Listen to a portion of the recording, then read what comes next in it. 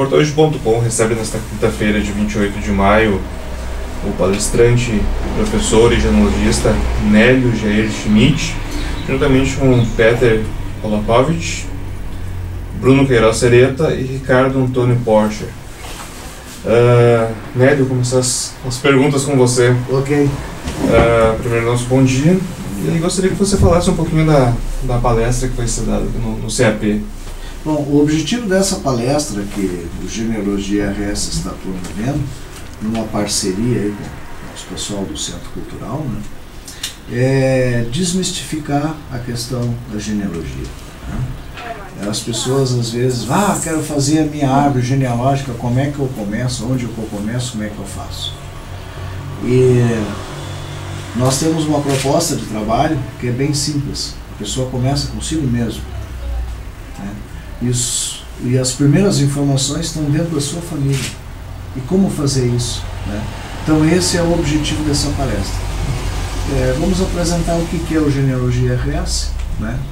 E apresentar um pouquinho da história da imigração alemã, porque nós especificamente centramos nossas pesquisas nos alemães, boêmios, que está nosso amigo aí hoje, né? E os pomeranos. Não tratamos de genealogia italiana, apesar de termos grandes amigos que nem o Dr. Bruno, que são de origem italiana, porque a italiana é uma imigração muito grande. Né? Alemães vieram cerca de 300 mil e italianos vieram mais de 1 milhão. Então você vê que não dá para compor essas duas etnias dentro da mesma casa, digamos assim. Podemos ir numa festa junto, né? Mas fazer genealogia, que é uma coisa mais técnica, né, fica um pouco complicado.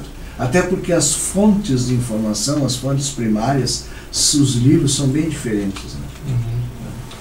Né? Em que período que iniciou essa imigração alemã e por quê? Bom, é interessante, a imigração alemã ela tem uma data que foi fixada em 1824, mas sabe-se de que imigrantes que vieram antes, né, já em 1500 e pouco, mas como uma imigração organizada e digamos assim, com patrocínio do governador, do governo brasileiro da época, imperador, né, se iniciou em 1824, com a primeira chegada de famílias em São Leopoldo. Né. Evidentemente que chegaram navios de Santa Catarina, na costa do Paraná, Santos, e todos os navios que vinham da Europa, da Alemanha, eles chegavam sempre no Rio de Janeiro, onde tinha quarentena, tinha chegada, e lá eles eram distribuídos então para os estados do sul principalmente. Houve uma tentativa antes disso, que foi a imigração alemã para a Bahia, por incrível que pareça, no sul da Bahia. Mas eles fugiram do calor, né? Eles não aguentaram o calor e os índios que os atacavam constantemente, né? Porque o alemão, ele não conhecia o que era o índio, né? Então, imagina, né? Eles acostumados com frio e agasalhado, e ver aquele povo seminu, né? E naqueles jeito de vida do nosso índio, né? Então o pessoal da Bahia veio para o sul. Mas nós temos assim a data 1824, então esse ano nós vamos estar fazendo 191 anos, né, em julho. E o que motivou a saída desse pessoal da Europa para vir para cá? Isso é uma história bem interessante. Houveram vários motivos.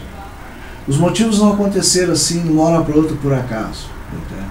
A motivação se deu já lá em 1700 e pouco, com a guerra napoleônica, né, onde os alemães, na época, não existia um país, Alemanha, que foi fundado só em 1871, mas existiam vários feudos, que uns eram unidos, outros eram inimigos entre eles. Né. Houveram motivos financeiros também. Houve uma determinada época que foi feita uma redistribuição de terras. Pessoas que tinham terras perderam as terras, porque as terras foram tomadas pelos feudos. Né? Houve miséria e houve uma grande necessidade do Brasil, né? Porque a princesa era austríaca, né? Ela era austríaca, então ela conhecia, porque no Brasil estavam necessitando de mão de obra especializada, além de colonos e além de soldados também, para lutar nas guerras cisplatinas. E havia um grande contingente na Alemanha de soldados desempregados, digamos assim, que foram chamados, e tem livros a respeito disso, os mercenários do imperador. O Brasil não podia importar armas nem soldados por causa do tratado que havia com a Espanha e tal, e Portugal. Mas eles trouxeram então colonos com armas nos seus navios lá no porão, mas vieram junto também não só soldados, vieram também artesãos que estavam perdendo as suas profissões na Europa por causa do advento da industrialização. Então, por exemplo, os Schumacher, né, que são os fabricantes de sapatos, né, os Schmidt, que nem eu, que são os ferreiros da época, né, os Miller, que tinham os moinhos, os Bauer, que eram os pedreiros, os construtores. Esse pessoal precisou de trabalho. E no Brasil havia uma carência muito grande, porque sabe-se que na época nós tínhamos aqui os portugueses, né, então eram criadores de gados, normalmente não eram muito adeptos à agricultura, porque não era uma formação deles, né, e também tinha os escravos, que por sua vez era a mão de obra não qualificada da época, né, então havia uma necessidade do Brasil de ter mão de obra mais qualificada, né. Então esse é o fundamento da... por que viemos, digamos assim, entende? Que é um título que um colega nosso tem uma palestra a respeito de um trabalho sobre isso, com livros escritos inclusive, por que viemos, né? Então se justifica. Não houve só uma coisa assim, né? Ah, foi porque... Não, foram vários fatores, né?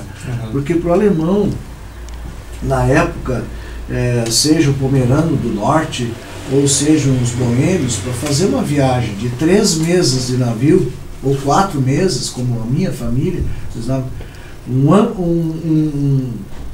quase 5 meses de viagem, sacolejando 4 meses em cima de um barco, para chegar aqui no Rio Grande do Sul, em Picada Café, era uma aventura, né? Hoje, se nós tivermos que fazer isso de avião, nós já ficamos meio preocupados, né? E assim até, né? Agora imagina em navios sem condições higiênicas, sem nada, morria muita gente e até nascia gente, né? E o pessoal veio assim com baú e crianças debaixo do braço, né? Não vieram com muito conforto e nem com muitas coisas, né? Você tem uma ideia de quantos descendentes de alemães tem hoje vivendo no Brasil? Não sei certo. Eu não sei. Estaria mentindo, mas eu estimo, entende, que nós sejamos hoje descendentes alemães no Brasil, talvez 25% dos brasileiros sejam descendentes alemães. O que você acha, colega? Eu acho ser minimamente. Eu acho que é uma estimativa assim, bem próxima, né? Sim. Porque como vieram 300 mil alemães na época da imigração, vieram cerca de 1 milhão de italianos, essas duas etnias, elas proliferaram bastante, né? Então eu acredito que vamos deixar por 25% de alemães hoje, né? Pelo menos, claro, tem cidades aí no interior do Rio Grande do Sul, em que dizem que nas festas, né, teve pouca gente, mas alemão estava assim, né? Porque todo mundo você pega aí uma cidade, por exemplo, que nem Ivoti, Dois Irmãos, Linha Nova, Teutônia, né? Cerca de 90% são alemães, né? Então a concentração é muito grande. E assim tem também em Santa Catarina, né? Mas nós nos preocupamos das nossas pesquisas só no Rio Grande do Sul, que já é de bom tamanho. Sim. É grande.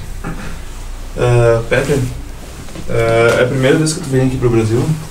Não, eu sou aqui minha quarta vez. Quarta vez. Como é que tu vê, assim, existe muita diferença do Brasil para a República Tcheca?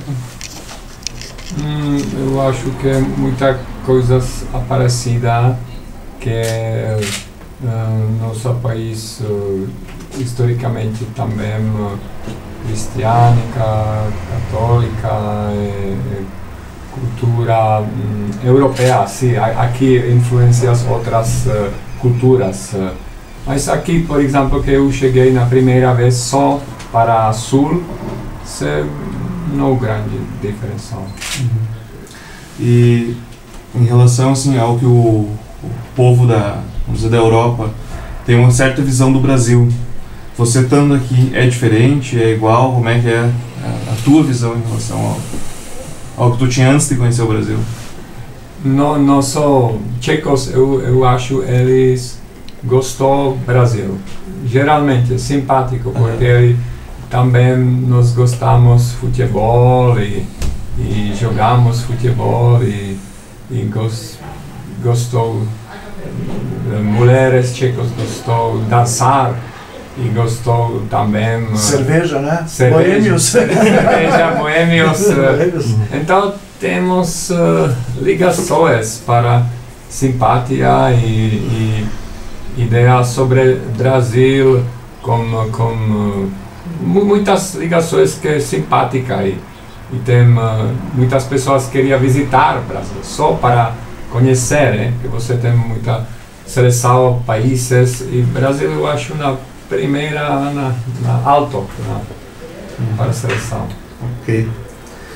Bruno, gostaria que tu falasse um pouquinho quem pode participar da palestra, o horário que começa e onde vai ser e tal.